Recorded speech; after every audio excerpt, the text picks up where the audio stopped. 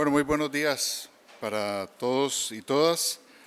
De parte de la Cátedra de Análisis de Políticas Públicas de la Escuela de Administración Pública, Universidad de Costa Rica. Hoy con esta actividad que teníamos prevista desde el inicio del semestre, con el título de ¿Cómo financiamos las políticas públicas? Nos acompaña hoy José Francisco Pacheco, que es de la Universidad Nacional de Costa Rica, a quien agradecemos profundamente su disposición para compartir con ustedes una reflexión clave para comprender el funcionamiento real de la acción pública. Agradezco también a Diana Ávila y a Diego Salazar por hacer posible esta actividad en la parte de logística.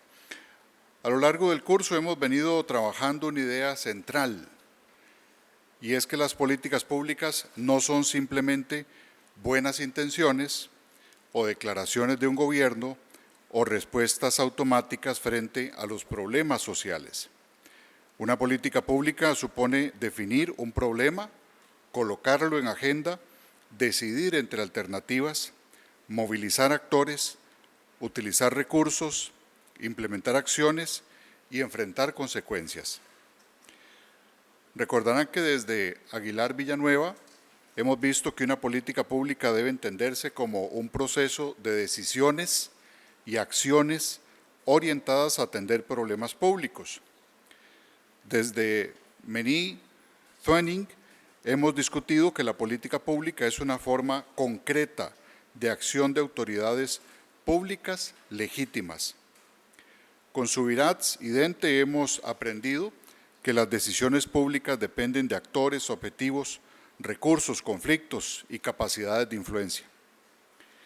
Y con Ordóñez hemos analizado el papel del analista de políticas públicas como alguien que no sustituye la decisión política, pero sí contribuye a mejorarla mediante información, evidencia, criterios y alternativas.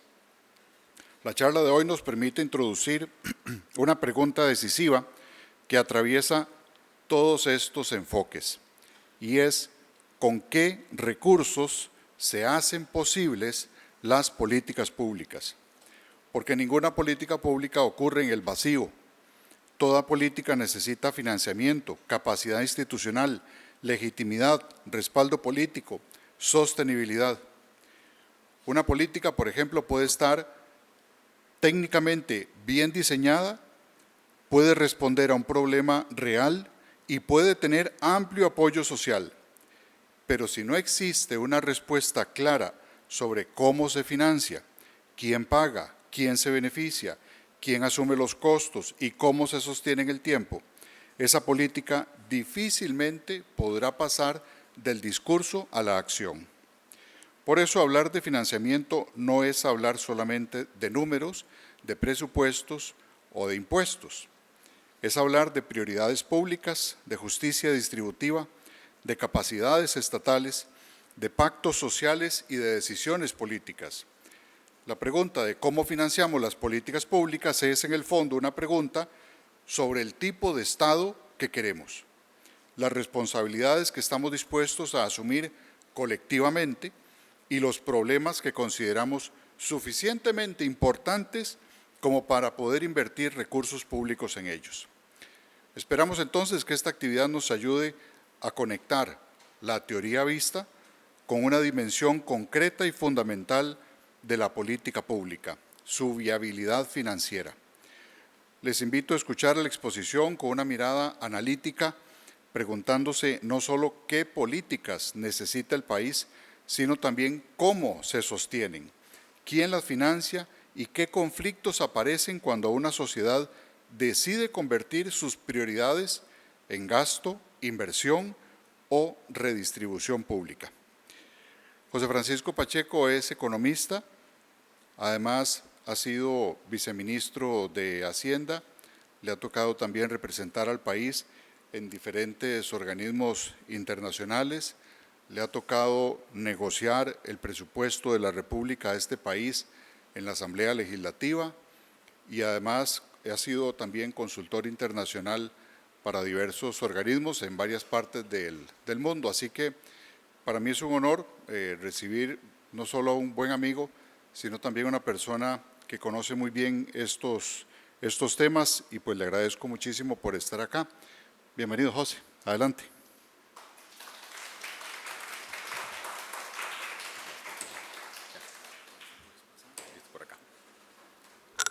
Bueno, muy buenos días. Espero que estén muy bien y muchísimas gracias por la invitación, tanto de Leo como del grupo, para poder conversar un poco sobre un tema que, es pasión, del cual le hemos dedicado como 25 años de vida, analizando lo que es no solo el sector público costarricense, sino en general cómo funcionan los gobiernos en diferentes lugares del mundo, siendo Costa Rica muy particular, ¿verdad? El sector público costarricense es muy sui generis, tiene características que no vamos a encontrar en ningún otro sitio. De hecho, ahora que Leo hablaba, en una de las tantas reuniones de las misiones del Fondo Monetario aquí en Costa Rica que tiene que atender el Ministerio de Hacienda, recuerdo, por ejemplo, que uno de los funcionarios del Fondo Monetario que hablaba sobre la situación en Costa Rica, cuando comenzaba a hacer preguntas de reforma y de cómo podríamos modificar o cambiar la situación fiscal del país, el tipo me decía: no conozco un sector público tan particular en el mundo como el de Costa Rica, por la forma como está estructurado, por el poco poder que tiene el Ministerio de Hacienda. Sí, por favor. Ok. ¿Ahí no vas? Sí, listo. Ok. Y entonces me decía, Costa Rica tiene muchas particularidades en el sector público, no solamente de tamaño, es relativo, ahora vamos a hablar de eso, sino también porque, por ejemplo, es de los pocos sectores públicos en el mundo donde el Ministerio de Hacienda apenas controla una poquita parte del gasto. El Ministerio de Hacienda no es aquel superpoderoso que todo el mundo cree que lo controla y que con una varita mágica logra transformar la política fiscal del país, sino que es un ministerio, digamos, desde el cual más o menos un 30-35% del gasto se controla. Pero bueno, eso es parte, digamos, de lo bonito de trabajar en el medio costarricense. Vamos a tratar de trabajar esto alrededor de 4 bloques, un poco los aspectos más de índole teórico, un poco para aterrizar conceptos y también despejar algunas cuestiones que me parece importantes detallar. Creo que ya Leo, con lo que avanzó en los primeros minutos, da un marco de referencia que es sobre el cual también yo voy a hablar.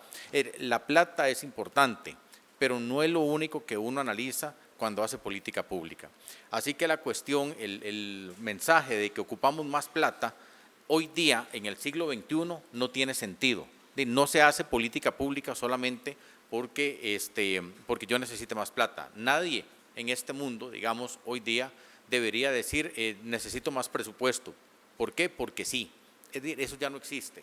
Entonces tenemos que entender que la gestión pública ha cambiado mucho, inclusive la forma como está organizado todavía nuestro Estado responde mucho a la forma como se veía la gestión pública en los 60s y en los 70s. Y esto cada vez en otros países va modificando. Por ejemplo, va a sonar raro, pero también estamos aquí para dar frases un poco controversiales.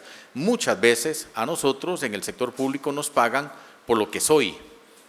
Soy doctor en economía, soy máster en economía, ¿verdad? Tengo muchos años de trabajar en la U y la pregunta es, ¿me deberían pagar por lo que soy o por lo que hago? ¿Y cuánta diferencia podría haber, por ejemplo, entre un pago por un resultado específico, ¿verdad? O un pago por un buen perfil profesional?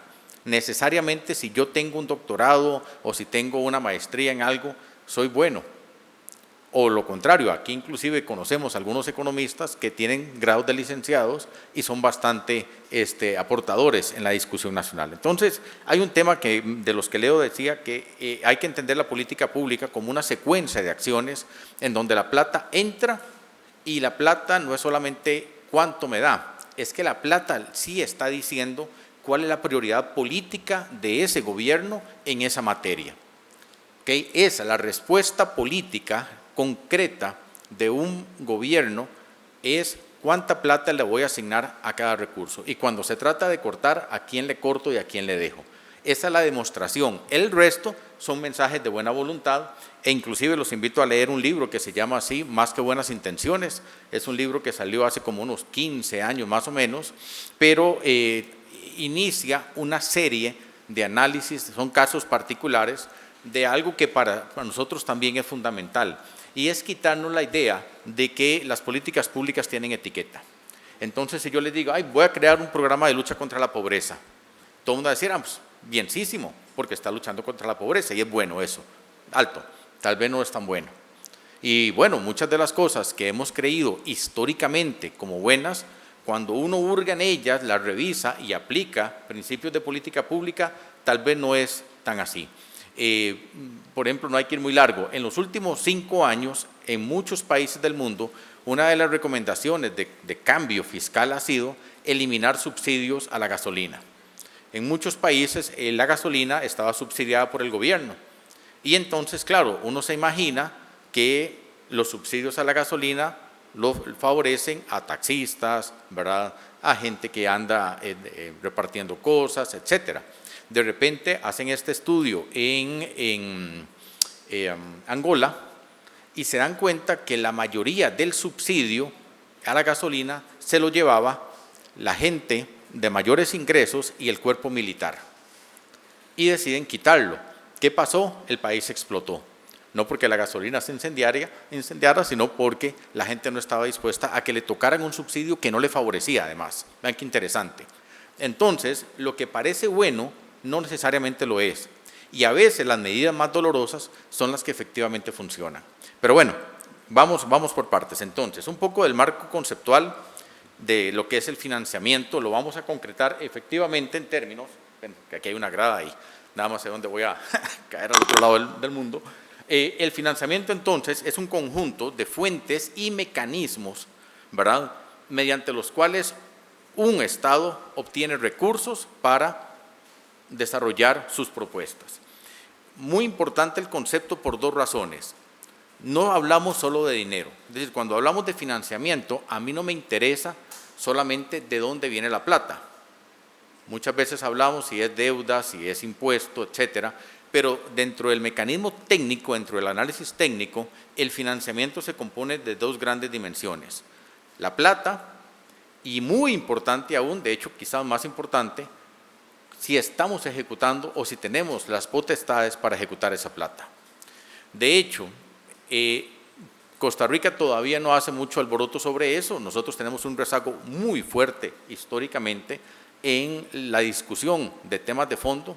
Ustedes van a ver ahora que muchas de las cosas que están discutiendo en otros países, aquí todavía estamos discutiendo inclusive lo que se discutía en los 80s con las reformas estructurales y de estabilización, ¿verdad? Bueno, en realidad para nosotros es importante entonces saber de dónde va a venir la plata y cuáles son los mecanismos para ejecutarla. Y les comentaba que en muchos lugares del mundo lo que están haciendo justamente es decirle a los países, ¿le vamos a prestar plata? Sí, pero ¿cuál es la promesa de que usted va a ejecutar eso? Porque si hay un problema, por ejemplo, en naciones como la nuestra, es que aunque tengamos la plata, subejecutamos un porcentaje muy elevado de los recursos. Entonces, muchas veces la cadena, ¿verdad?, de efectividad se pierde. Yo tengo un presupuesto, se lo doy a una institución y la institución ejecuta solo un 70-80% de esto. ¿Qué significa esto? Que el otro año el Ministerio de Hacienda, cuando pida cuentas a las instituciones, le va a decir qué pasó con este 20% que no ejecutó, ¿verdad? Y entonces vamos a comenzar a ver que frecuentemente, digamos, hay una cantidad importante de recursos presupuestados. No digan que es la plata, porque la plata no está, y la plata es algo etéreo. Cuando a uno le dan un presupuesto, no necesariamente implica que la plata está. Pero bueno, ¿cómo estamos ejecutando? Es importante. Aquí hay experiencias inclusive de algunos proyectos de financiamiento internacional que han durado 15 años en ejecutarse. Y no estamos hablando de grandes obras, estamos hablando de puentes, de crear un puente. Bueno, ¿alguien de San Carlos? ¿No? ¿Conocen la historia de la carretera San Carlos? ¿Cuánto tiene? Posiblemente es más viejo que la mayoría de ustedes, ya de nosotros está difícil, pero bueno. ¿Cuánto tiene más o menos la ruta San Carlos de estarse haciendo? ¿No? alrededor de 30 años, ¿verdad? Tiene. El Hospital de Alajuela. El Hospital de Alajuela, la idea de crear un hospital en Alajuela, como hoy lo conocemos, fue ideada por Rodrigo Carazo allá por el año 80. Se inauguró con Abel Pacheco por ahí del año 2001-2002. ¿Cuántos presidentes pasaron? Rodrigo Carazo, Luis Alberto Monge, Óscar Arias, Calderón, Figueres, Miguel Ángel y Abel Pacheco. 7 presidentes para hacer un hospital. Y no anda muy largo. Hace poco nos dijeron que el hospital geriátrico, que va a ser seguramente de uso propio ya después, el hospital geriátrico no iba a inaugurarse sino hasta el 2000, más o menos 2038-2040. Es decir, para hacer un hospital en Costa Rica se necesitan casi 15 años. Entonces, algo tiene que estar pasando, porque no es un tema de plata, es un tema de cuáles son nuestras capacidades para diseñar, para ejecutar, ¿verdad?, estos fondos. Y eso es lo que yo quiero decir cuando conversamos en materia de financiamiento. Me tiene que interesar tanto la plata y de dónde viene, como la forma y la capacidad que tengo yo de ejecutar, porque al final de cuentas lo que nos debe motivar a analizar un programa público es si efectivamente lo que está generando le está llegando a la gente. Que yo le ponga la plata es la mitad del cuento, nada más. Si está transformando eso en una educación de calidad o en una carretera, ¿verdad?, para la población, es ahí donde nosotros tenemos que poner, digamos, el huevo. Pero bueno, esa es la primera parte. Lo segundo es que el financiamiento hace preguntas incómodas, que son las que generalmente huimos en la discusión pública. Ok, yo quiero educación con tantas características, quiero infraestructura, ahora estamos hablando de infraestructura digital como un rubro, ¿verdad?, que necesita sostenerse. El BID calcula que se necesitan $9.000 millones para implementar la estrategia de cambio climático en el país. Y la gran pregunta es, ¿y quién va a poner la plata? ¿A quién le debemos cobrar impuestos? Y aunque uno generalmente tiene la frase de que, sí, se le cobra a los más ricos, no es tan sencillo. Primero, porque hay intereses políticos en todos los medios, y segundo, porque también hay cargas que no es necesario hacerlas. De hecho, en Francia, por ejemplo, bien interesante, algunos servicios sociales, Francia, que es un estado bastante, digamos, va muy fuerte en la parte de bienestar, Francia para algunos servicios sociales le cobra un copago, como se le llama, le cobra parte del servicio a las familias pobres y le da subsidios a las familias ricas. Y no vengo a decir que esa es la práctica adecuada, sino que hay formas también de discutir este tema, justamente porque no es tan sencillo decir se le cobra impuestos a los ricos y ya. No, para los franceses, por ejemplo, algunos servicios sí tienen que ser financiados por los sectores en mayor situación de pobreza. ¿Por qué? Porque para ellos muchas veces hay abusos y mal uso de los servicios cuando el asunto es gratuito. Caso contrario, los servicios de cuidado, por ejemplo, en Francia, están subsidiados aún para la gente que gana mucha plata. Y a uno le parece que barbaridad, ¿cómo le van a dar un subsidio a alguien que gane 3, 4, 5 millones de pesos? Bueno, para los franceses, la idea es que si usted no le brinda servicios a toda la población, segmentos de la población van a comenzar a evadir impuestos, porque la gente dice, ¿y para qué cotizo yo a la caja si no me da la operación que yo necesito? ¿Para qué voy a pagar impuestos si la educación está mal? Entonces, en ese balance de razonamientos, esta pregunta no es tan sencilla, pero sí causa, digamos, muchísimo malestar. ¿Alguno de ustedes cree que debería pagar más impuestos de los que se paga? Difícilmente, ¿verdad? Difícilmente alguno de nosotros cree que le deberían pagar más impuestos. Solo conozco un caso que es de la clase supermillonaria de Francia, justamente, que en pandemia dijo, pucha, nos están cobrando muy pocos impuestos, cóbrenos más, ¿verdad? Yo aquí nunca he oído, por ejemplo, al sector empresarial decir que paga muchísimos impuestos. No. Y la gente, por ejemplo, nosotros pagamos el IVA más bajo de América Latina. Somos como el segundo o tercer país que paga el IVA más bajo de América Latina. Y entonces, alguien va a decir, yo creo que el IVA se lo deberíamos cargar a un 16% a todo el mundo. No, la gente dice que son otros los que tienen que pagar impuestos. Las discusiones de financiamiento, además de técnicas, son políticas. Y este es otro mensaje importante. A quien pongamos en la Asamblea Legislativa, a quien pongamos en el gobierno, va a responder a grupos de poder específicos. Y posiblemente, con un 99% de certeza, A quien esta gente represente nunca va a estar pagando más impuestos y por lo tanto la carga tributaria se va a distribuir con los que no estén representados, ¿ok? La economía política de esto. Muy bien. Entonces, un poco el flujo más la ecuación financiera que otra cosa, ¿ok? Nosotros vamos a partir de esto. En realidad, esta ecuación es meramente financiera, les decía, pero tiene un precedente, la idea. ¿Ok? Entonces, alguien se levanta un día y dice, necesitamos universalizar la educación en este país. Y a todos nos parece muy bien. Digamos, todo el mundo debería tener acceso a educación y no solamente, hoy día ni siquiera solo se discute si la educación debería ser de cobertura universal. Lo que se discute es que sea de cobertura universal con la misma calidad para todo el mundo. Alguna, les doy 10 puntos de la nota, por si no soy el que estoy dando el curso. ¿Alguno tiene una idea de cuánta es la población de estudiantes en Costa Rica que reciben currículum completo? Matemáticas, sociales, ciencias, español, idioma, artes plásticas, religión, música, todo el resto. ¿Cuánta es la cantidad de estudiantes que reciben el currículum completo? Es más o menos 5 todavía se los acepto. ¿Sí? ¿No? Anda alrededor de un 15 o 20% de los estudiantes nada más. En algunas zonas del país, ¿verdad?, el índice de competitividad reporta, por ejemplo, que menos del 9% de los estudiantes reciben todas las materias. Y hay zonas del país en donde los estudiantes cursan un año lectivo, pero cursan el equivalente a un 60% de las clases. Docentes, por ejemplo, que no llegan el lunes porque viven en otra ciudad, entonces se devuelven al cantón donde dan clases en la mañana del lunes, no dan clases ese día y se van el viernes en la mañana para pasar con su familia. Dan 3 días de clases. Entonces, la discusión, por ejemplo, de una idea tan buena como es dar educación universal a todo el mundo, tiene matices. Pero la idea es apenas el primer paso.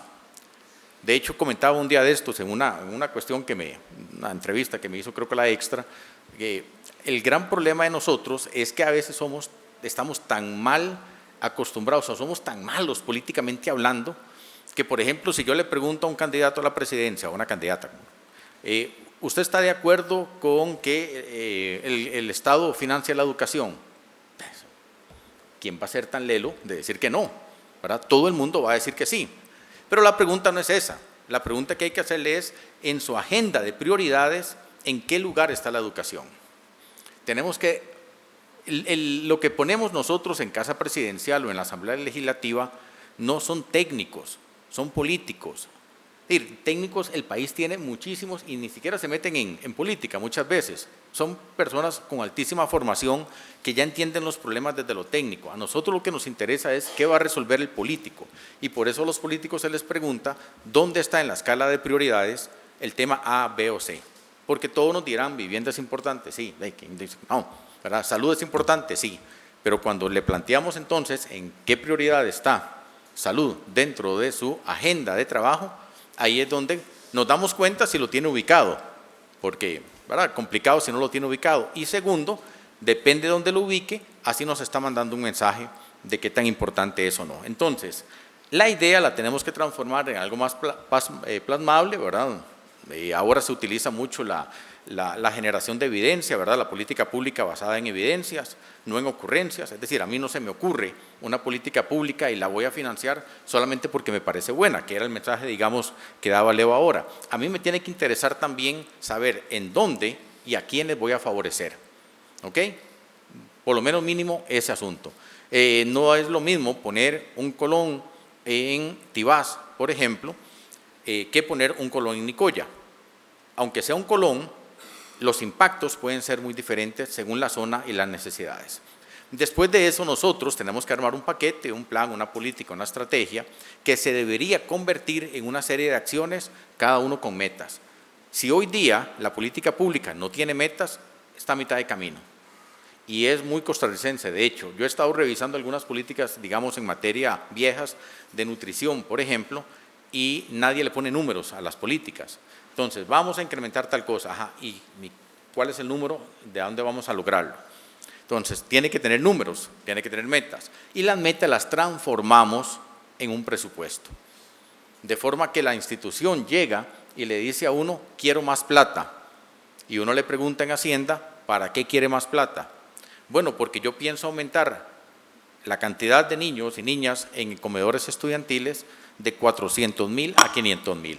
Bueno, con una meta que se compromete usted a realizar, yo le doy más plata, pero le doy más plata simplemente porque yo soy un programa bueno, no es razonamiento.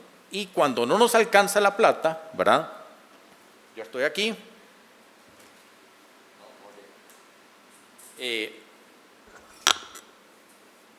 calculo el gasto, tengo unos ingresos y cuando no me alcanza, opto entonces por endeudarme, ¿verdad? Y esa es la ecuación básica de cómo se manejan las finanzas. 99% del tiempo en Costa Rica, desde el año 1821 a la época, hemos sido deficitarios, ¿verdad? Somos un estado deficitario. ¿Es malo? Para mí no, no necesariamente. Los déficits son saldos normales en el Estado. Yo tengo cierta intranquilidad, digamos, cuando a uno le tratan de explicar el tema de las finanzas públicas con aquello de que, mire, manejar las platas del Estado es como manejar la plata de la familia. No, no es tan cierto, no es tan cierto. Primero, porque al Estado le pasa algo que no nos pasa a nosotros como familias, y es que la gente le crea obligaciones, leyes, que cuando usted se sienta, digamos, en el Ministerio de Hacienda, dice, la pucha, tengo un montón de leyes y no me crearon ni un solo 5 para financiar esto. ¿Saben cuál es el porcentaje de leyes en Costa Rica que se crea y no le generan ingresos al Estado? Le crean una responsabilidad. Usted tiene que atender a la gente con discapacidad, tiene que atender a los adultos mayores, tiene que atender a la niñez, y entonces hay una lista así de leyes. De esas leyes, ¿qué porcentaje se crea pero no tiene ingresos asociados? Otros 10 puntos. ¿Cuánto? Muy cerca, 56%. Bueno, lo negocia con el profesor, entonces, los puntos extra. Bueno, muy bien, sí, más de la mitad de las leyes en Costa Rica que se crean no le dicen al Estado de dónde sacar. Es decir, indirectamente le dicen, le creo una obligación, pero no le estoy dando plata para que atienda esa obligación, lo cual indirectamente obliga al Estado a endeudarse. Pero no importa, el Estado se tiene que endeudar porque además el Estado usualmente está obligado a atender cosas que ningún otro sector quiere trabajar. ¿Se imaginan ustedes que una empresa diga, yo quiero poner un negocio y la educación tiene que ser completamente privada? Ok, ¿eso qué significa? Que las familias que tienen plata pagan desde el año 1 hasta el año 23 que nos graduamos. Difícilmente se va a poder hacer algo así. Entonces el otro modelo sería que las empresas financien sus propias escuelas, agarren a 500 niños y la empresa ponga una escuela que sea financiada por la empresa durante 25 años. Tampoco es funcional. Entonces el Estado, por naturaleza, es mejor que se encargue de ciertas cosas: educación, salud, mixta, no hay ningún problema, protección al ambiente, justicia, etcétera. Eso no le genera ingresos al Estado. Es decir, yo pongo a un chiquito, a una chiquita que entra a la red de cuidado al año, más o menos al año ya deberíamos tener a nuestros niños y niñas en el sistema educativo, ¿verdad? Al año, y se me va a graduar, ojalá con un doctorado a los 24, 25, 26 años. Mire, son 25 años de financiar educación. ¿En qué momento esa chiquita pagó impuestos? No. Entonces, hizo un gasto pero no tenía ingresos. Es una actividad deficitaria, pero necesaria. Entonces, el Estado muy probablemente sea una entidad económica deficitaria por naturaleza. La gran pregunta es si es deficitaria haciendo cosas que son valiosas para la sociedad o la plata se está yendo por otro lado, ¿verdad? Pero bueno, la deuda, digamos, es algo con lo cual vamos a tener que vivir y seguramente ustedes van a llegar a sus 50, 60 años y van a seguir oyendo de deuda pública, porque la cosa, ahora vamos a ver números, no es tan sencilla de resolver. Algunas categorías de financiamiento para que lo tengamos: si hablamos por naturaleza económica, los ingresos pueden ser ingresos corrientes o ingresos de capital. ¿Okay? El ingreso corriente es el que se utiliza para financiar aspectos como salarios, transferencias, compras, pago de recibos, etc. El ingreso de capital, ¿verdad?, es aquel que se utiliza para hacer construcción de obra pública, carreteras, hospitales, escuelas, etcétera. ¿Ok? Muy bien. Ordinarios o extraordinarios, ¿verdad? El ingreso ordinario es el que regularmente entra a las arcas del Estado, como los impuestos. El extraordinario es el que, allá una vez perdida, entra en la contabilidad del Estado. Muy bien. Y por origen interno o externo, ¿verdad? Es decir, los que se generan dentro del territorio nacional y los que son producto, digamos, de algún préstamo o de alguna donación. ¿Okay? Fuentes de recursos tradicionales, los más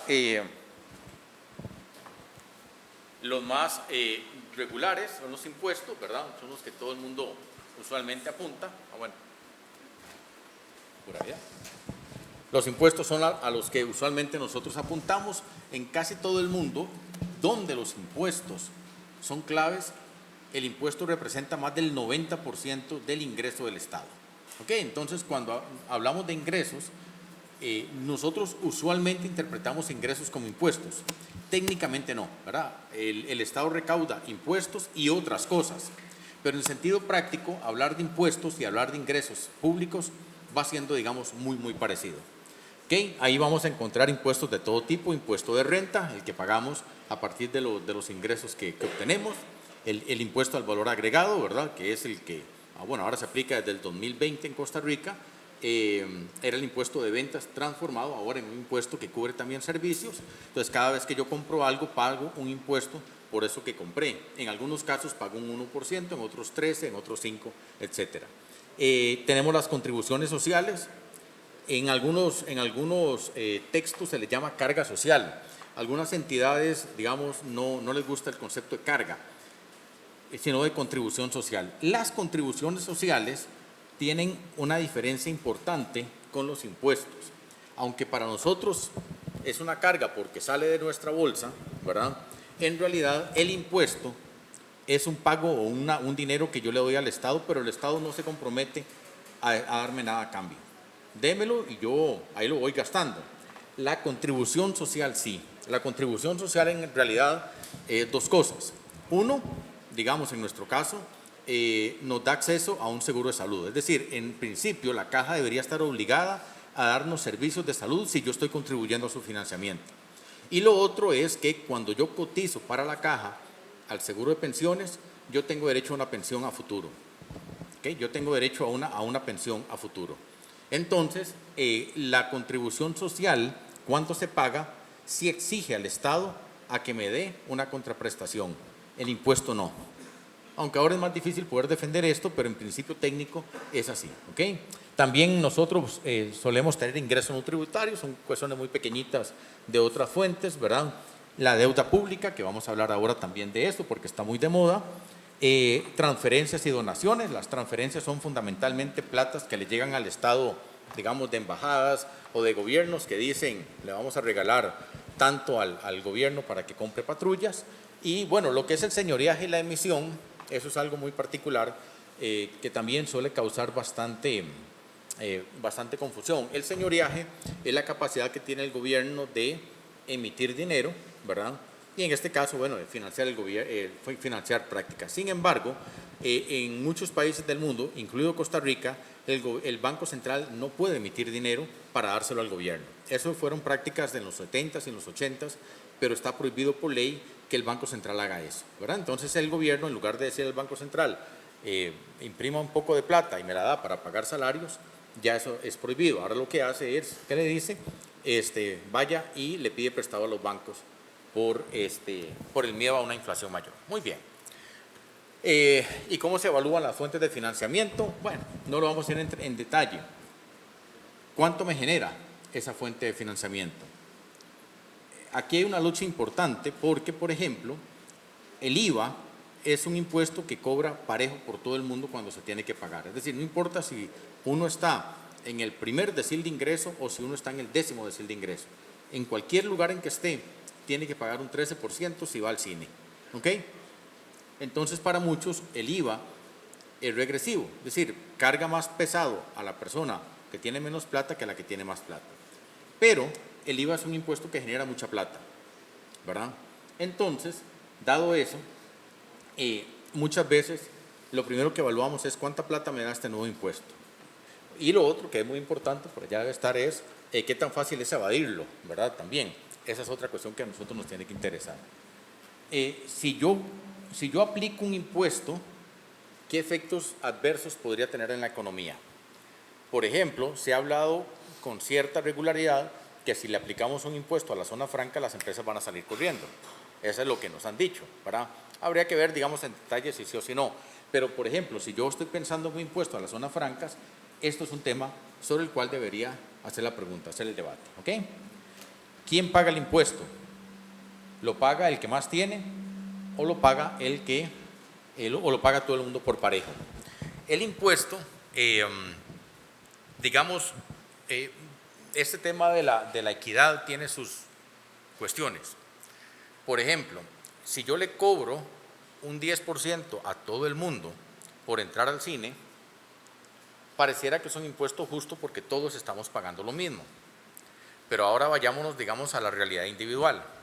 Supongan que yo soy una persona cuyo ingreso es de 200,000 pesos y el carajo que viene atrás tiene un ingreso de 3 millones. ¿Ok? ¿Cuánto representa el impuesto del 10% a la persona de 200,000 versus a la persona de 300,000? Por número, el de 3 millones, perdón, el de 3 millones paga más plata que el de 200,000, ¿verdad? Si yo gano 200,000, me cobran un 10% de impuesto, pum, pago 20,000. El otro carajo gana 3 millones, le cobro un 10%, el mismo número, paga 300. En sentido monetario, paga más el de 300 que el de 20,000. ¿Estamos claros? Pero ¿a quién le hace falta más la plata? ¿O quién tiene más complicaciones para sobrevivir? Entonces, cuando apuntamos a esa carga, y esto lo recuerdo porque era una discusión que hubo en algún momento con alguien que decía, bueno, es el caso de los diezmos de las iglesias. El diezmo cobra igual si la señora que va a depositar la plata gana 100,000 o si el carajo que está allá gana 5 millones, ¿verdad? Da igual. ¿Y a quién le hace más falta esos 10,000 pesos? A la señora de 100,000, en la de menos le perjudica más pagar un impuesto, digamos, único. Entonces, el tema de la equidad es un debate también importante, hasta de sentido ético, no solamente técnico, ¿verdad? Sostenibilidad. Este es un tema bien interesante. Aquí no hablamos de sostenibilidad ambiental. Es un tema de si el impuesto que estoy cobrando se va a sostener en el tiempo, ¿verdad? Va a permanecer en el tiempo. Uno de las broncas más jodidas que tuvimos en algún momento ahí en Hacienda era el del impuesto al tabaco, ¿verdad? Ustedes saben que el impuesto al tabaco hizo que los cigarros, no sé si alguien fuma todavía, muy poca ya la gente que fuma, o por lo menos eso dicen las cifras, o que compra por lo menos el cigarrillo legal, o de tabaco, que puede ser otra alternativa, ¿verdad? No consumir el de tabaco. Y entonces, cuando se aprueba la ley contra el tabaco, digamos, el impuesto, se crea el impuesto al tabaco, la Caja del Seguro Social esperaba que esto generara como 40,000 millones de pesos.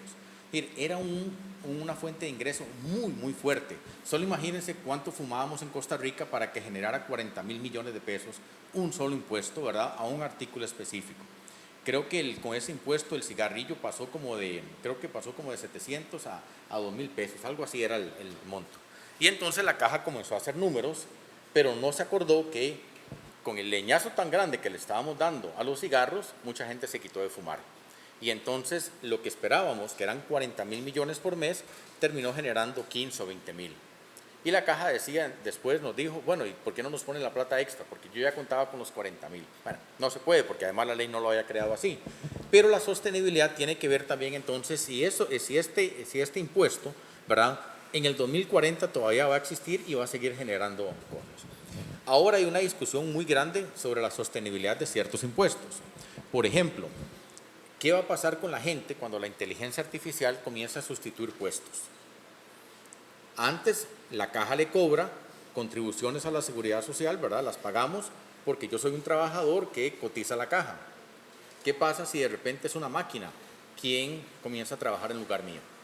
Recuerden que con el tema de robotización e inteligencia artificial, aunque la cuestión puede avanzar lento, sí apunta a que haya un conjunto de personas, de trabajadoras, personas trabajadoras que se vean afectadas. Recuerden que con la inteligencia artificial una parte de la gente lo que hace es complementar su trabajo, ¿verdad? Entonces yo hacía 20 gráficos, 60 tablas y después comenzaba a escribir. Ahora la IA me debería hacer las tablas y los gráficos y yo escribir. Tal vez también me escriba, pero no sé si es bueno eso. Y entonces, en algunos casos, las tareas que antes hacía yo las hace la inteligencia artificial y me funcionan. ¿Okay? Pero resulta ser que con un aspecto como la robotización, la transformación puede ser completa. Es decir, de repente, yo no sé cuántos de ustedes podrían tener algo así en casa, pero de repente tenemos ahora robots que nos limpian. Y ya decimos yo, ¿para qué voy a ocupar una señora si por lo menos el robot me limpia el 80% del sitio, ¿verdad? Lo que hay que añadir de esfuerzo extra no merece contratar a alguien. Y ahí entonces sí tenemos un efecto de desplazamiento, de sustitución, no de complementariedad. Ojo, la inteligencia artificial es la primera revolución tecnológica que tenemos en el mundo en donde la tecnología compite contra el cerebro de nosotros. Y esto significa que los profesionales, que usualmente no éramos sujetos de una amenaza tecnológica, hoy sí lo podamos ser, ¿verdad? Digamos, se da mucho, no sé si han oído el caso, por ejemplo, del juicio en la India. El juez necesitaba resolver algo y entonces los abogados que tenían la planta le dijeron, bueno, esto que usted está pidiendo, 10 días para que lo solucionemos. Y el carajo dijo, ¿cómo 10 días? Se puso a buscar en inteligencia artificial cómo eran las condenas de carajos acusados de violencia doméstica. En 10 minutos tenía la respuesta e hizo sentencia con eso. Y se dio cuenta que era más rápido generar información con inteligencia artificial que esperar a que el grupo de abogados que tenía ahí le generara la respuesta. Periodistas, por ejemplo, que solo se dedican a hacer notas, digamos, comunes, ¿ya para qué? Yo le pido a la inteligencia artificial que me busque 10 fuentes a ver cómo quedó el partido ayer de Cristiano Ronaldo y entonces me hace la nota en cuestión de 2 minutos y no tengo que pagarle a una persona por eso. Es decir, los profesionales también estamos expuestos a que la inteligencia artificial nos pueda desplazar. Es un tema que no se ha discutido mucho porque siempre hemos creído que, pobrecita la señora que limpia, ¿verdad? Es el robotcito, ahora la va a sustituir. No, nosotros también podemos tener. De hecho, por ahí había un paper sobre esta cuestión que decía que los profesores de economía, y no sé por qué cabrón sacó profesor de economía, pero teníamos un 60% de ser desplazados. Es decir, tampoco somos muy allá como solíamos creer, ¿verdad? Muy bien. Hablemos ahora sí del sector público en Costa Rica. ¿Por qué? Porque lo importante para analizar el financiamiento, ¿verdad? Es saber exactamente qué le hemos dicho al Estado que haga. Históricamente, los países más desarrollados tienen estados más grandes. ¿Ok? Pero ustedes van, por ejemplo, y analizan el tamaño del sector público en la OCDE y se van a dar cuenta que la mayoría de países de la OCDE tienen estados muy grandes. ¿Ok? El tema es si el Estado crece porque el país creció primero o si el Estado es un generador de crecimiento. Ahí hay como un círculo vicioso, círculo virtuoso de cuál es la relación entre ellos. En Costa Rica, los datos siempre han sido como medio complicados de manejar, pero tratamos de aquí dar una versión lo más objetiva posible. Según el recuento que hace la Mideplan, que constantemente está haciendo una serie ahí de números, en Costa Rica más o menos hay como 333 instituciones de carácter público. Pero lo que no nos dicen, cuando sacan la cifra de que el Estado es de este tamaño, lo que no nos dicen es que de esas 300 y resto de instituciones, como 30 o 40 son colegios profesionales, que no tienen nada mucho que ver con entidades públicas. El Colegio de Ciencias Económicas, ¿verdad? El de Abogados, etcétera, es una entidad pública que está metida ahí en ese conteo que hace Mideplan como una institución del Estado. Y después hay otras instituciones de carácter público que se meten ahí. En sentido, digamos, neto, el tamaño del sector público en Costa Rica es más o menos de entre 270 y 300 instituciones, cuando eliminamos estas que nos parece que no deberían ir. De esas 200 y resto de instituciones, 84 son municipalidades, ¿verdad? Y 7 son consejos de distrito. Entonces, ahí tenemos que comenzar a hacer. Ya no les hago la pregunta de cuántos ministerios hay, pero tal vez sería interesante si los recordamos todos. Casi siempre hay 2 o 3 ministerios de los cuales no nos acordamos, ¿verdad? Que existen. Siempre estamos con los de siempre, ¿verdad? Presidencia, Hacienda, Salud, Educación y todo eso. Y cuando uno va llegando como al 14, el 15, comienza a trastabillar, ¿verdad? Porque no se acuerda que hay un Ministerio de Vivienda, que tiene una particularidad. ¿Alguien sabe cuál es la particularidad del Ministerio de Vivienda en este país? ¿No? 25 puntos era la oferta final que les tenía, pero bueno, ese es casi como 2 cursos ganados ya, ¿no? Al paso que va la cosa. El Ministerio de Vivienda es el único ministerio que no fue creado por ley. Es un decreto, existe por decreto y es como del año 86 cuando llegó Oscar Arias, ¿verdad?, al poder, y ahí se ha mantenido. Creo que por ahí anda un proyecto de ley para ya convertirlo en ley, que tenga su ley orgánica y toda la cuestión, pero es un ministerio que algún presidente dice, no me interesa este tema, decreto que deroga el anterior y elimina el Ministerio de Vivienda de un día para otro, por la fragilidad, digamos, de la base legal que tiene. No nos acordamos también que hay un Ministerio de Gobernación. ¿Y a qué se dedica el Ministerio de Gobernación? ¿Sabe? ¿A qué le pertenece? Más, conocemos a veces más las entidades adjuntas al ministerio que al ministerio mismo. Por ejemplo, Migración, ¿verdad? Migración es una entidad adjunta ahí. Bueno, entonces, el gobierno central, y aquí es donde viene la importancia de conocer la segmentación del Estado, el gobierno central, entonces, tiene los 3 poderes. Vamos a ver, paréntesis. Cuando en las noticias oímos que el gobierno envió su presupuesto a la Asamblea Legislativa, y vean el desorden que tenemos ahí por ese lado, el gobierno manda el 1 de septiembre, por constitución, tiene que presentar el presupuesto a la Asamblea Legislativa. Y entonces uno dice, ay, voy a ver cuánto gasta el Estado. No, en realidad lo que estamos viendo es cuánto gasta solo esta parte del Estado.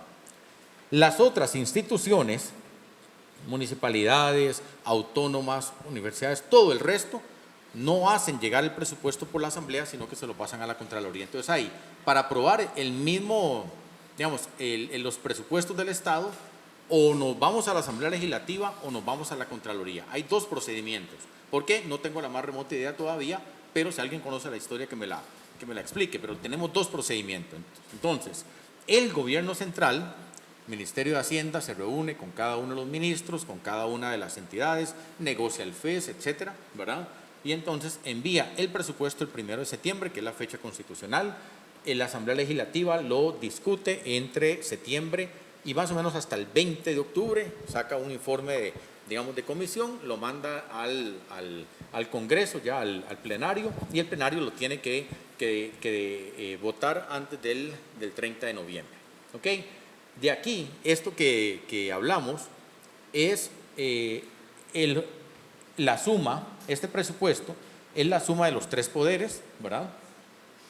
Pero además de los 3 poderes, tenemos a la Contraloría, a la Defensoría y al Tribunal Supremo de Elecciones, ahí metidos. Tenemos el pago de deuda, las pensiones de lujo, que bueno, las famosas pensiones de lujo que están reformadas desde hace como 10 años. ¿Y qué más? Y tenemos ahí algo que se llama, bueno, son como partidas especiales. ¿Ok? Eso es lo que tiene. Cuando uno habla, por ejemplo, del presupuesto de la Caja, ya tiene que bajar a alguno de estos rubros. ¿Okay? Y la Caja manda su presupuesto, pero a la Contraloría, no lo manda a la Asamblea. Y bien interesante porque controlamos lo que el gobierno hace, pero no lo que hace por acá. ¿Verdad? Por este lado ahí va la Asamblea. Inclusive tienen reglas de decisión diferentes. Por ejemplo, en algunos años, y esto es muy particular de Costa Rica también, en algunos años el Congreso ha votado el presupuesto en contra. Y entonces, ¿qué va a pasar? No, nada.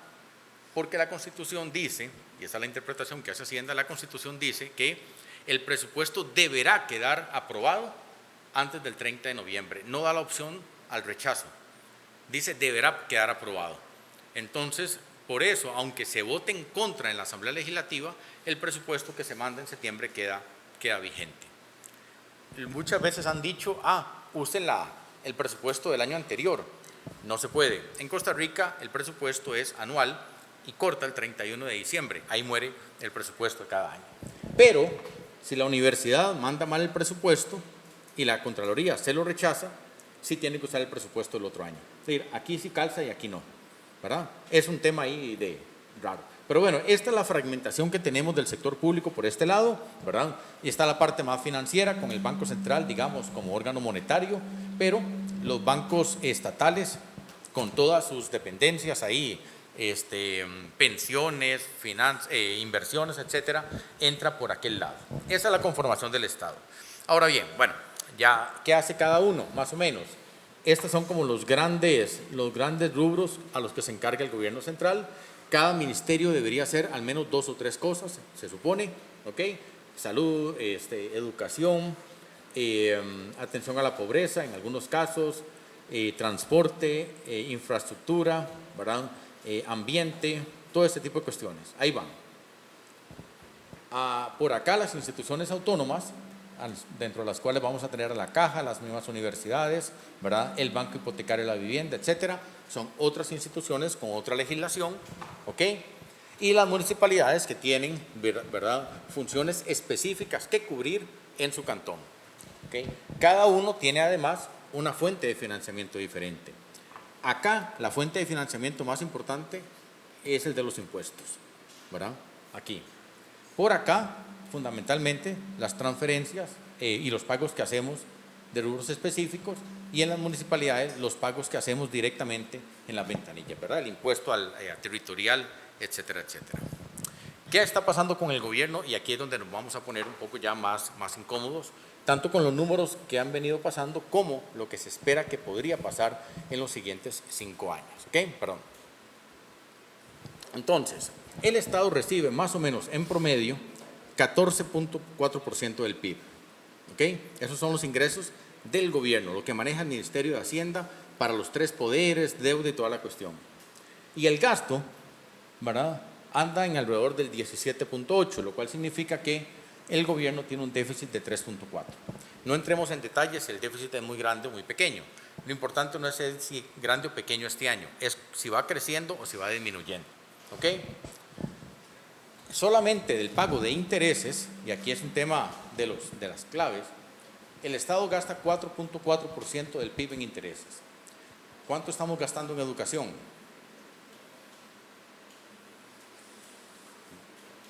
Alrededor del 5, 5,5, más o menos por ahí anda. Es decir, el pago de intereses y lo que invertimos en educación están muy cercanos. Inclusive en algún momento, hace como 2 años, prácticamente estaban empatados los 2 rubros.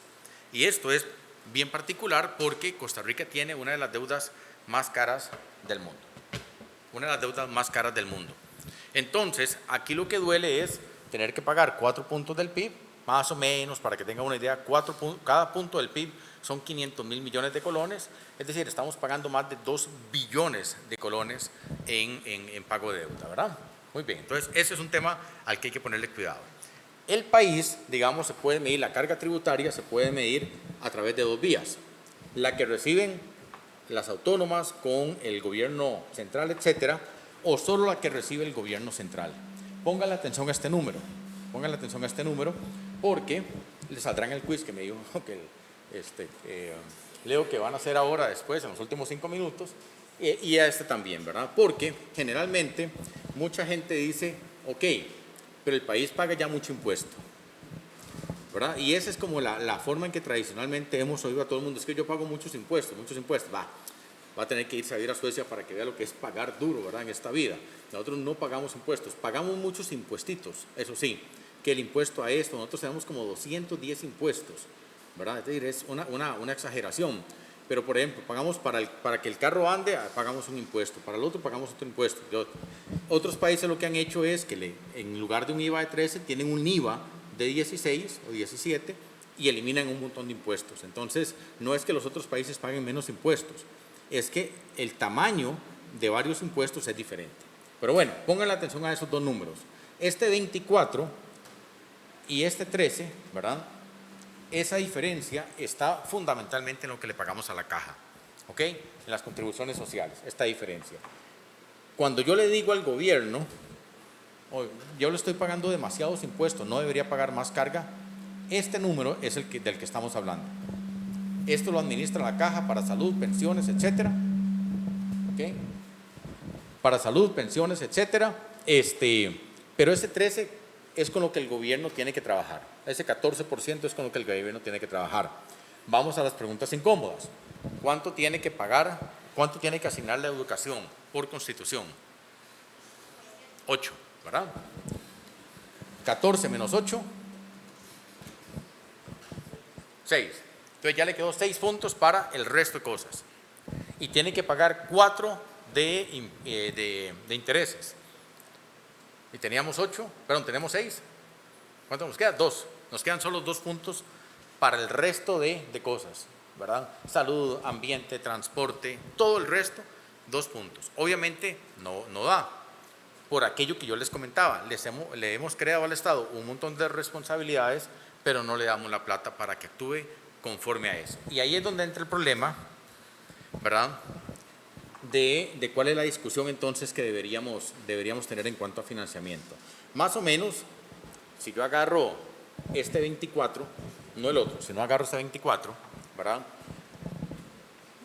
35% de los ingresos del sector público en Costa Rica, 35% viene del pago que hacemos a la seguridad social.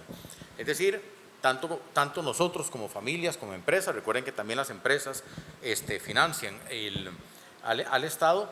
De aquí estamos hablando de que cuando yo pago el seguro de salud, pago pensiones y las empresas pagan el FODESAF, ¿verdad? Las otras cargas, 35% viene de ahí, 22% del impuesto de renta, ¿verdad? Y casi el 20% del IVA.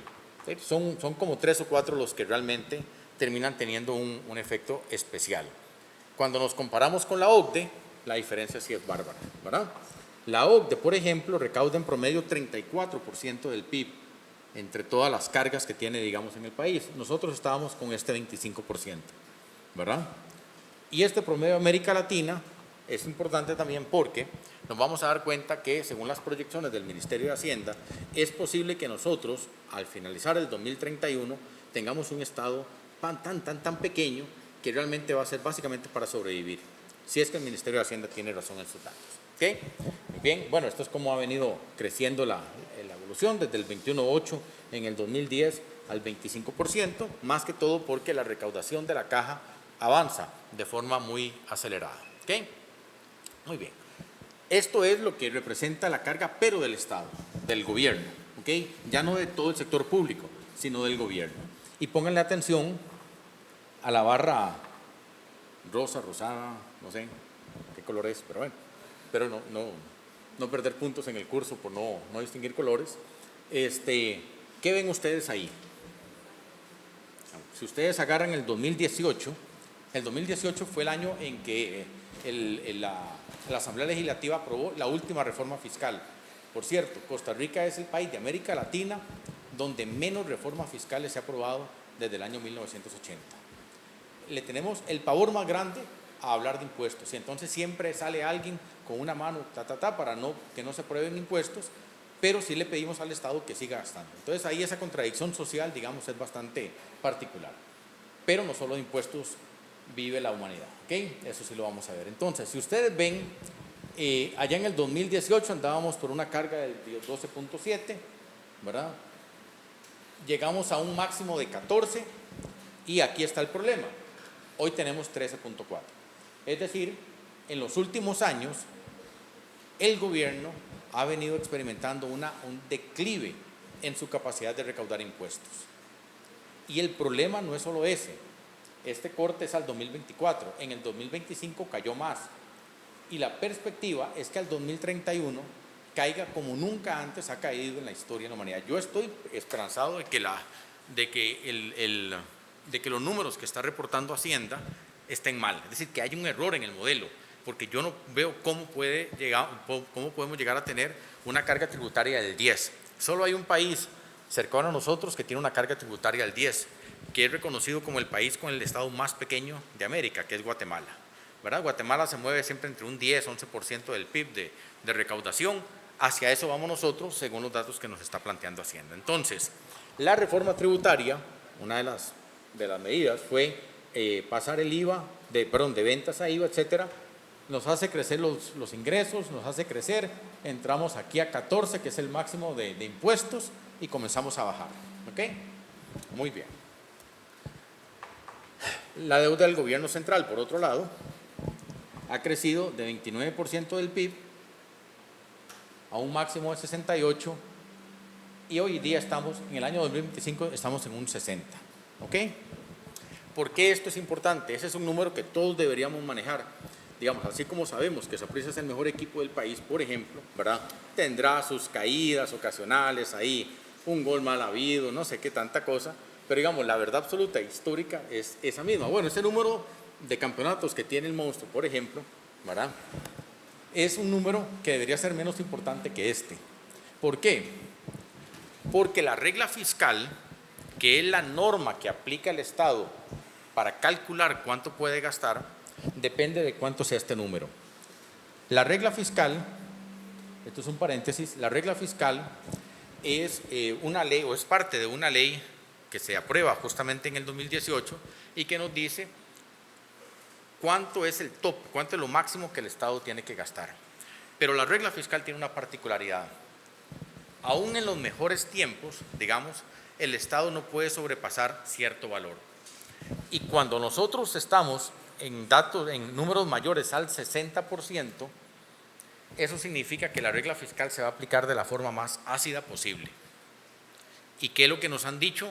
Bueno, lo que no sabemos es que el presupuesto del próximo año se va a hacer con regla fiscal restringida, es decir, a lo mínimo que se pueda. El 2028 pareciera que igual, y si el Ministerio de Hacienda dio los datos correctos, pareciera que de aquí al 2031 o 2032 tendremos un recorte del gasto paulatino. ¿Eso qué significa? Significa, entre otras cosas, por ejemplo, que los aumentos salariales en el gobierno se congelan posiblemente hasta el 2035, por lo menos, calculo yo. Vamos a ver congeladas las transferencias de Avancemos, régimen no contributivo, etcétera. Que, por cierto, salió una nota en el periódico diciendo que el régimen no contributivo, ¿verdad?, la pensión que se le da a adultos mayores y a personas en ciertas circunstancias particulares, la quieren recortar. No solamente recortar el número de personas, quieren recortar la pensión y bajar de 82.000 a 71.000 y quitar el aguinaldo que también se les da. Entonces ahí hay una serie de cambios que podrían venir para controlar el gasto por ese lado. ¿Ok? Muy bien, entonces cada vez que ustedes oigan que la deuda del Estado está en 60 o más, eso significa que viene un periodo de aumento del gasto muy pequeño o inclusive que puedan recortarlo, ¿verdad? Como le hicieron al Ministerio de Hacienda, al Ministerio de Educación en algunos años. ¿Qué podemos esperar para el 2026-2031? Ok, podemos esperar que la deuda más bien crezca. Bien interesante, porque ¿por qué la deuda crece si ahora el gasto más bien está restringido? Cuando yo oigo a la gente decir, es que tienen que recortar el gasto y no cobren impuestos y todo, digo, qué raro, la ley de recorte del gasto paulatino es desde el 2018, bueno, se aprobó en el 2018 y se implementó en el 2020, pero esa ley hace rato está aprobada, ¿verdad? Entonces, ¿qué van a comenzar a recortar? Pueden recortar, pero cada vez es más difícil. Solo pónganse, por ejemplo, en el caso de ustedes, los que ya reciben ingresos o reciben una beca, póngale que alguien les diga, mire, la beca que ustedes reciben de 150, 200.000 colones, no sé, en la una creo que anda por el 170, vamos a tener que hacer una cosa, recorte algo de su gasto porque estamos feos de plata. Algo que podría pasar, es decir, no es que vaya a pasar, pero es un escenario posible. Y entonces, ¿qué hace uno? Bueno, y dejamos de consumir lo que usualmente es superfluo. Entonces, ya no salgo tanto al bar de la esquina, ¿verdad? Paseos para otro día, si es que me da la plata para algo, ya no como en tal lugar, hago comida casera y comienzo a ajustar un poco el presupuesto. El otro año viene y le dicen, vuelve a recortar porque no tenemos plata. Y entonces usted comienza a decir, bueno, voy a quitar esto y esto y esto. Al quinto año de que alguien le diga recorte, usted le va a decir, hey, solo comida, ¿verdad? Lo que me queda. Voy a comenzar a comer menos. Eso es lo que le va a pasar al Estado. Ya llevamos 5 o 6 años, del 2020 al 2026, 7 años aplicando regla fiscal.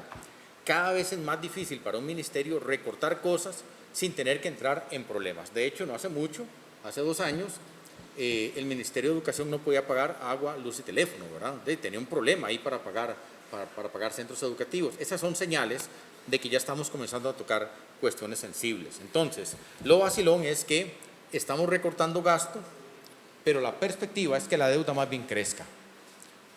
¿Y cómo se da ese combo? Bueno, ese combo se da porque el gobierno está esperando que los ingresos caigan del 12 al 10. Mire, con este 10% es fundamentalmente para, posiblemente, y estas son predicciones sin ninguna bola de cristal ni nada por el estilo, pero a mí me dicen que la carga tributaria va a ser del 10% y eso es fundamentalmente decirle, bueno, al MEP le voy a dar tal vez un 4%, de ahí quítele el FES y lo que le queda para que se mantenga ahí operando con lo básico.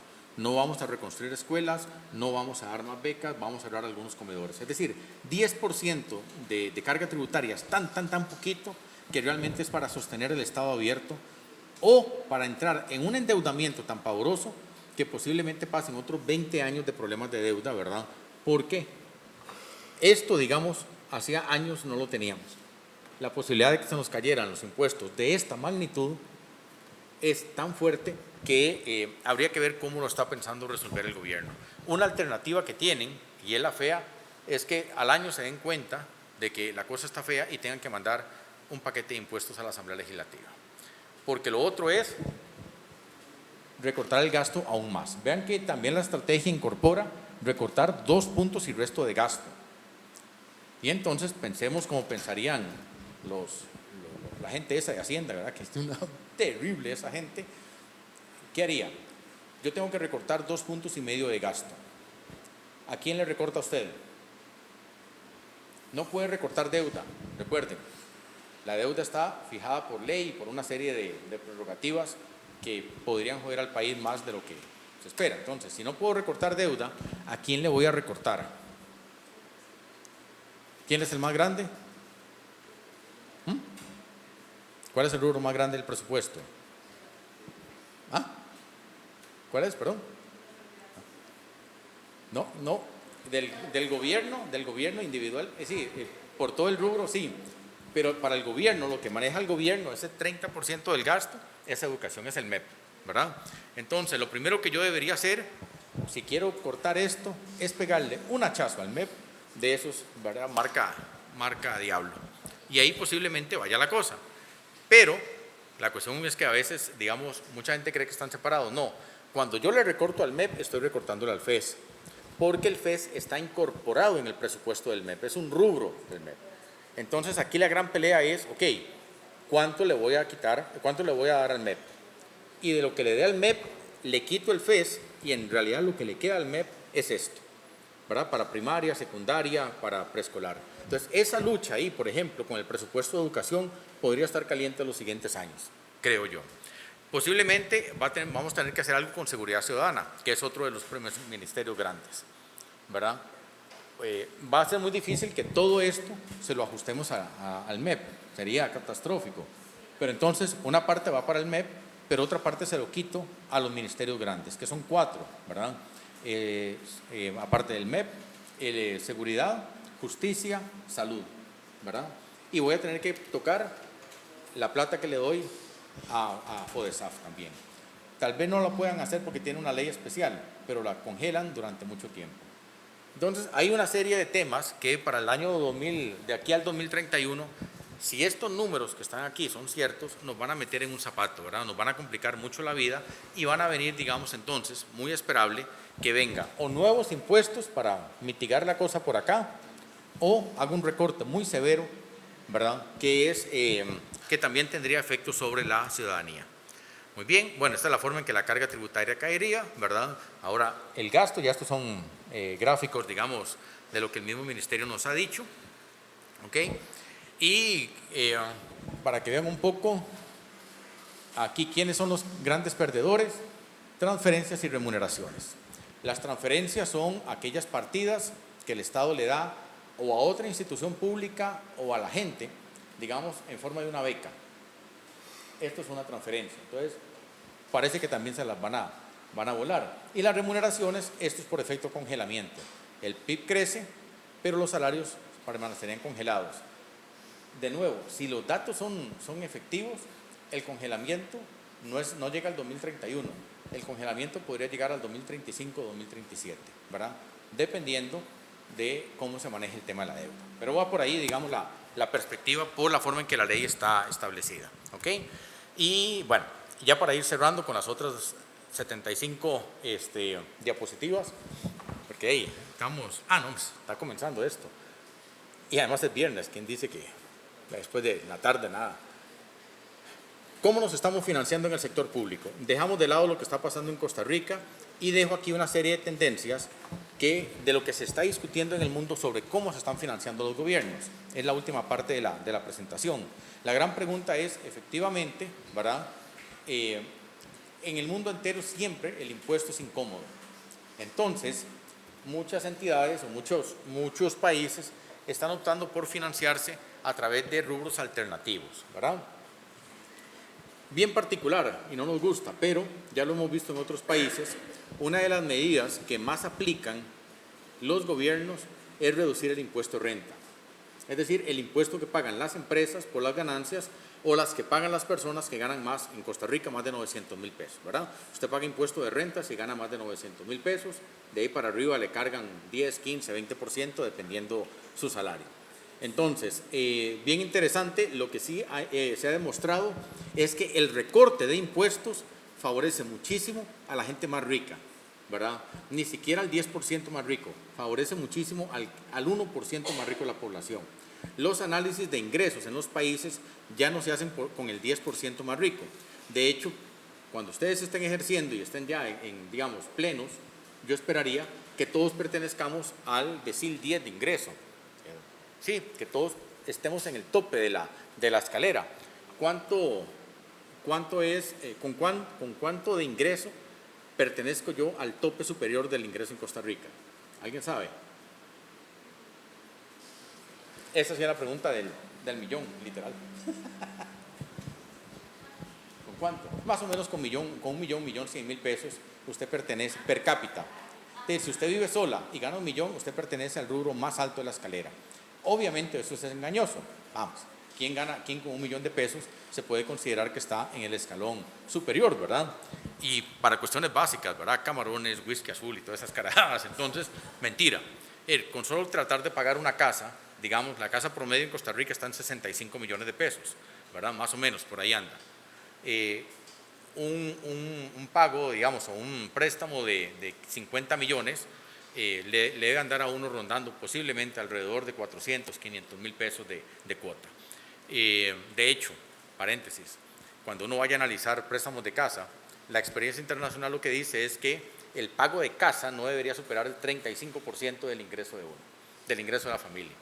Si ya usted paga 50%, está expulsando un montón de cosas que está necesitando por atender la casa. Ok, muy bien. Pregunta 2.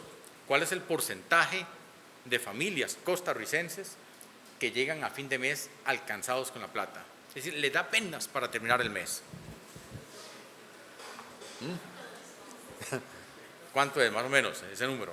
Porcentaje de familias en Costa Rica que declaran llegar apenas al 30, el 50% de las familias, la mitad del país. Es decir, 3,5 millones de personas, 2,5 millones de personas en Costa Rica viven y llegan al mes alcanzados apenas.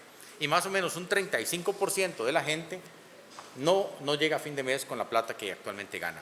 Vamos, yo me asusté mucho cuando vi la encuesta de continuo de empleo. El salario medio en Costa Rica, el mediano se le llama en la jerga técnica, es de 380,000 pesos, ¿verdad? Es así, la mitad de la gente en este país gana 380,000 o menos, ¿verdad? Entonces, no es nada raro que haya, digamos, esos datos tan jodidos. Muy bien. Tendencia 2. La tendencia 2 es que de los impuestos grandes, IVA es el que se utiliza más para financiar el Estado. ¿Ok? Entonces, le recortamos básicamente muchas veces a los ricos y le cargamos el impuesto IVA a los demás. En Costa Rica es de 13, en un país como Hungría es de 27. Entonces, ni que nos oigan en Hacienda porque es capaz que se les ocurre, pero más o menos en el resto de América Latina el IVA debe andar entre un 16 y un 18%. Es decir, posiblemente si viniera una reforma tributaria en el país, yo cantaría a que el gobierno pensaría en un 15% por lo menos de IVA. ¿Okay? El 3, la gente le pide a uno menos impuestos, más combate a la evasión, ¿verdad? La evasión, digamos, es muy interesante de discutir en el aula, muy complicada de poder saber cuándo es evasión y cuándo es elusión. Elusión es una práctica legal, Por ejemplo, si yo soy el dueño de una empresa y me compro un BMW 2025, ¿verdad? Lo compro a nombre de la empresa y la empresa me lo entrega a mí. Eso entra como un gasto de la empresa. Bajó las ganancias, bajó el impuesto, pero el carro lo estoy usando yo y eso es legal. ¿Ok? Entonces, el problema es saber exactamente cuándo estoy evadiendo y cuándo estoy eludiendo. Pero bueno, hay otra cuestión. La evasión se combate, digamos, hay que hacer una serie de medidas, no todas las tenemos en pie, pero hay una particularidad. Más o menos, un buen plan de evasión dura 10 años en dar sus frutos, ¿verdad? Entonces, no es algo tan automático como que primero cobre bien, no, porque la verdad es que no es tan sencillo. Ahora, hay que hacerlo, pero no es que sea tan sencillo como muchas veces se pone. El incremento a los impuestos a los pecados y de tipo ambiental, ¿verdad? El impuesto al pecado o el impuesto a los males, también se le conoce, tiene que ver con aplicarle impuestos a cosas que hacen mal a la sociedad. Por ejemplo, se ha trabajado mucho en otros países el impuesto a las comidas rápidas, ¿verdad? El famoso caso de Dinamarca, que aplicó un impuesto por cada combo, ¿verdad?, de algún restaurante de comida famosa. Entonces, muchos de estos impuestos no le generan a uno mucha plata, pero generan dos efectos. O componen un poco el problema, ¿verdad?, contaminación, mala salud, o generan ingresos para programas específicos de esa salud. Entonces, muchos de estos impuestos, por ejemplo, el impuesto a la contaminación, el impuesto a los combustibles, no el que hay en Costa Rica, un impuesto verde a los combustibles, o el impuesto al tabaco y al alcohol, muchas veces se recaudan y se le dan a las instituciones que hacen este tipo de cosas.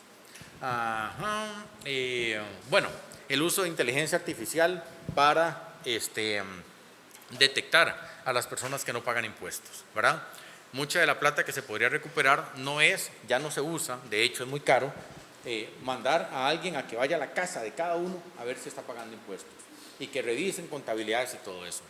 En algunos países, y aquí el temor de que se haga así, digamos, podría ser bárbaro, de hecho ustedes ven mucho bloqueo a una serie de medidas que inclusive en el gobierno de Luis Guillermo se estuvieron haciendo. El bloqueo es, por ejemplo, a que Hacienda tenga la posibilidad de agarrar sus cuentas bancarias y decir, qué raro, esta persona dice que gana 50,000 pesos al año, pero en el banco aparece que tiene 400,000 dólares. ¿Cómo es que cruza esas dos cosas? ¿O cómo es que esta persona tiene 3 autos, último modelo, y Hacienda? Nosotros teníamos casos en Hacienda de gente que reportaba 40,000 colones de impuesto, ¿verdad? Y tenían títulos universitarios como agentes liberales, es decir, normalmente ganan más de 200 o 300,000 dólares al año, ¿verdad? Entonces, el poder hacer ese cruce de información con inteligencia artificial y detectar no solamente quiénes podrían estar evadiendo, sino dónde además se podrían estar ubicando, eso, digamos, es una técnica para recuperar dinero que ahora se hace. Exoneraciones fiscales es un tema álgido, deberíamos quitarle la exoneración a las 1000 cosas que tenemos acá. La exoneración fiscal es el no pago de un impuesto que se le aplica a un grupo o a un territorio en particular, ¿verdad? Aquí hay 3 o 4 exoneraciones grandes y famosas. La que se le da a las zonas francas es 1.4 del PIB, ¿verdad? La que se le hace a la canasta básica está exonerada no en 0, pero digamos muchos productos que deberían pagar 3 se pagan 1. Y hay 2 exoneraciones extra que también han causado mucha inquietud, que son la exoneración del aguinaldo y del salario escolar. Y entonces, por ejemplo, la Unión Europea, la OCDE más bien, ha planteado que esas 2 exoneraciones se deberían quitar, ¿verdad? Que se le debería aplicar impuesto de renta a salario escolar y aguinaldo. Entonces, lo que usted oye es, los sindicatos dicen, si no van a aplicar esto, le quitan a las zonas francas, ¿verdad? Y entonces entran en esa pelea, pero no se decide. Pero bueno, la eliminación de exoneraciones es otra. Y con esto concluimos la existencia de nuevos fondos. Ahora hay una serie de prácticas a nivel internacional, de modelos de financiamiento que no son el típico que uno utiliza en un país, ¿verdad? Normalmente, y aquí en Costa Rica todavía lo hacemos mucho, si yo tengo una necesidad, si yo quiero construir la carretera a Cartago, ¿qué es lo que hago?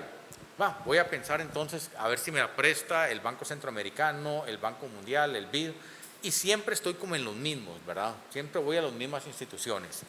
Hoy día lo que tenemos es una serie de inversionistas a nivel mundial que andan, digamos, son inversionistas privados de los que prestan plata a garrotazo y todo, pero tienen una política diferente para ciertos países. Y le dicen al país, yo soy también filántropo. Para que vea cómo se oyen las cosas en el siglo XXI. Yo soy filántropo y presto plata. Yo le voy a prestar plata a usted como país 2 puntos menos de lo que la tasa normal es. Entonces, si normalmente yo le cobro 7 a alguien, le voy a cobrar 5 a usted. Pero en el contrato de préstamo, usted se compromete a que la plata que yo le estoy prestando efectivamente tiene un impacto en la población. El que no se la robaron, ni desapareció raro, que la gastó en salarios. Si usted me lo demuestra con una evaluación, y ahí es donde entra en la parte final de la cadena, si usted con una evaluación de impacto me asegura que hubo un efecto positivo en la población, yo le sigo cobrando 5. Pero si usted no logró lo que se comprometió a alcanzar, yo le cambio la tasa a 7. Entonces, estos fondos, ¿verdad?, de tipo privado filántropo, se han popularizado en algunos lugares, sobre todo para temas como ambiente.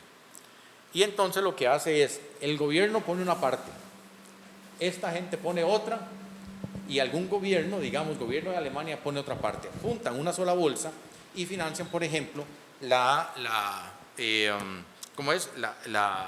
recuperación de un parque nacional, ¿verdad?, la construcción de una carretera por tal lugar. Ese es el tipo de cosas. Aquí en Costa Rica no le hemos entrado mucho a eso. Aquí hubo varios intentos por hacer el asunto funcional, pero los ministerios dijeron, no, qué pereza, no lo entendemos y todo. Entonces no hemos utilizado más ahí la cuestión. ¿Okay? Bueno, ahí me quedo. Consultas, con mucho gusto, por favor.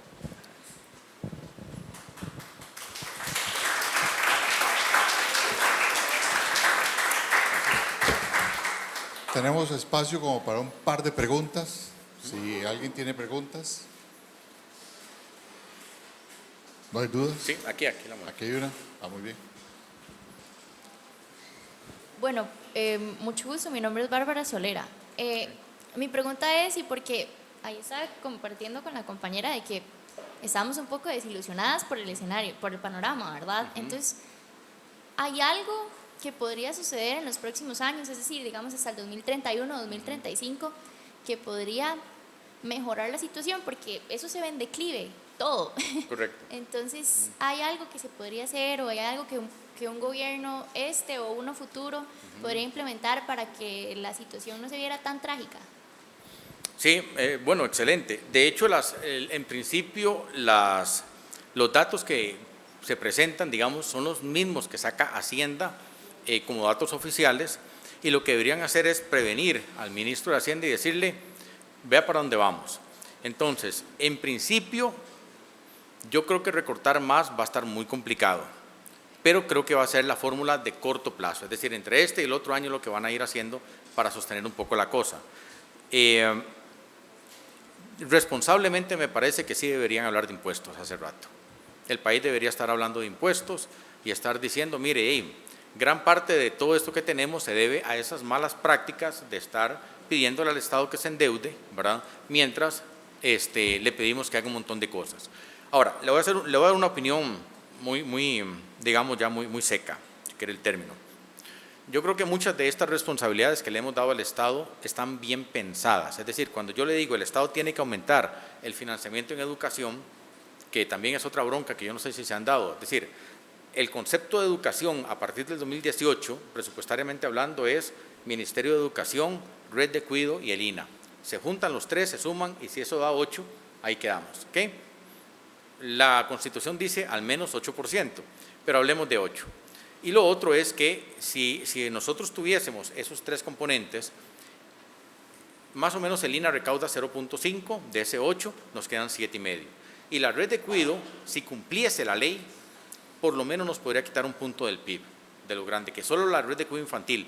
Aquí ni siquiera hablamos de, que sería otro tema para comentar, las responsabilidades que la ley ha dicho y que no hemos cumplido.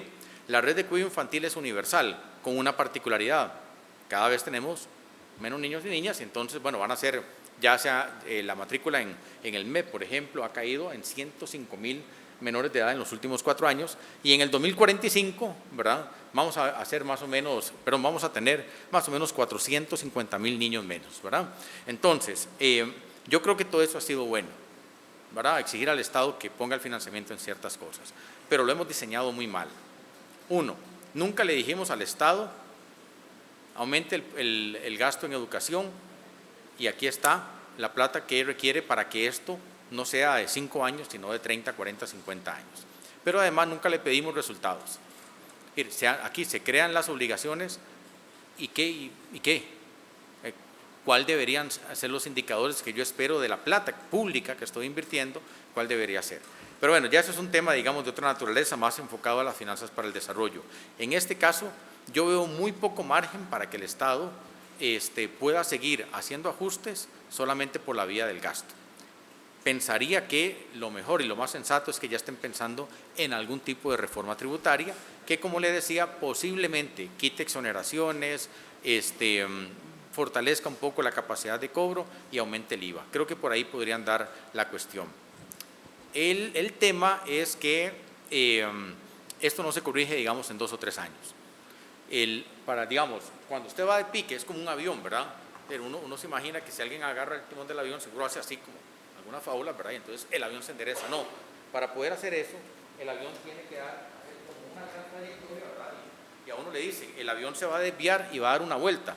Y de repente está entrando por Nicaragua y la vuelta va por Guanacaste, ¿verdad? Y es una carajada enorme. Más o menos el Estado podría durar fácil 10 años en corregir esto, que es justamente el problema cuando no se toman medidas, ¿verdad? Digamos que mi preocupación es pensar que a través de la reducción del gasto ya vamos a comenzar a tocar cosas muy sensibles. Y eso se va a traducir, por ejemplo, en aspectos que pueden tardar tanto que solo imagínense más o menos que si ustedes tuvieran un hijo hoy, ¿verdad? Los que no lo tienen, digamos, si tuvieran un hijo hoy, con el presupuesto que nosotros le damos al Ministerio de Educación y con la cantidad de escuelas que están en mal estado, más o menos podríamos durar 30 años en arreglar todas las escuelas, ¿verdad? Más o menos hay 900 escuelas y con infraestructura complicada, ¿verdad? Que es ¿cómo es? El sanitario, la orden sanitaria, que tienen orden sanitaria, son 900 escuelas con orden sanitaria y de esas 120 tienen orden sanitaria de cierre. Más o menos, en promedio, arreglar una escuela cuesta 500 millones, número grueso. Y construir una escuela nueva, de esas que ya usted cierra la puerta y se cae, ¿verdad? Construir la nueva puede ser entre 1.200 y 1.900 millones. El gobierno, por ejemplo, el año pasado le dio solo 30.000 millones al MEP para reconstruir escuelas. Entonces, si usted divide más o menos esos 30.000 millones, póngale entre 500, 1 millón, de lo cualquiera que sea el número, se va a dar cuenta que en realidad nosotros podemos arreglar tal vez unas 30, 40 escuelas por año. Es lo más que nos está dando la plata. Entonces, si yo comienzo a recortar ese rubro, la cantidad de años que yo ocuparía para reparar todas, cruzando dedos de que no se me desarrolla ninguna otra, ¿verdad? Pueden ser más de 30 años. Otra cuestión, no se va a arreglar pronto. Es decir, ya la cuestión, para menos para esta década, salvo que el número esté malo, crucemos los dedos de que haya habido un dedazo por ahí, pero salvo que el número esté malo, digamos, esto en esta década ya no se arregla. Estamos claros. Todas las personas que están en el sector público, digamos, hay compañeros del sector público que nunca más volverán a ver un aumento salarial, como está el asunto, ¿verdad? Entonces, eso es un tema. Pero además yo creo que hay que ser también claros con algo, y es que el 8% en educación, con la normativa que existe y con el financiamiento, nunca se va a lograr, ¿verdad? Nunca se va a lograr, porque la ley actual lo que le dice al Ministerio de Hacienda es, tiene que presupuestar menos de lo que crece la economía. ¿Qué significa esto? Nosotros tenemos que llegar a un 8% del PIB, es decir, presupuesto en educación entre PIB, 8%. Pero el presupuesto en educación, por la normativa actual de la regla fiscal, tiene que crecer menos de lo que crece el PIB. Entonces, matemáticamente, ese número va a ir cayendo paulatinamente. Y más bien nos vamos a alejar más del 8 en la situación actual. Eso es lo que yo plantearía, digamos, que veo como corto plazo. Veremos si mandan impuestos o si lo van a tirar todo por gasto, pero sí sería desastroso el tema de ajustar solo por gasto. Malas noticias, pero espero que el almuerzo le sepa más rico que la respuesta. Bueno. Bien, otra pregunta, si no, pues acá estaríamos cerrando, no veo más manitas. Pues bueno, jóvenes, Bueno. básicamente pues vamos a ir concluyendo con esta actividad. Yo le quiero agradecer a don José Francisco Pacheco por su participación y exposición. Además, creo que nos deja una idea muy importante y es que no podemos únicamente pensar en el tema de objetivos, de cómo se distribuye, de cómo se justifica, sino que además repensemos a la luz del curso de lo que hemos visto, ¿verdad? En el tema de Aguilar, del análisis de políticas públicas en su formulación, en Ordóñez en el tema del papel del analista, con Subirats dentro del tema del financiamiento como un recurso de poder, y hoy ha quedado creo que muy claro porque el financiamiento es un recurso de poder, y con Mení el tema de que la acción pública no es solo la decisión, sino que además se ocupan los instrumentos, las capacidades y los medios. Por tanto, quién recibe, quién paga, cómo se financia, se vuelve fundamental. Le vamos a hacer entrega a don José de un certificado de su participación acá, de parte de la Cátedra de Políticas Públicas.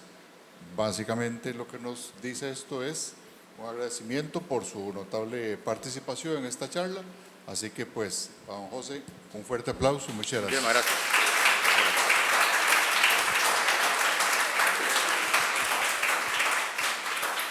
Bueno, de nuevo, Muchísimas gracias por aguantar también, ¿verdad? Fue una hora y media.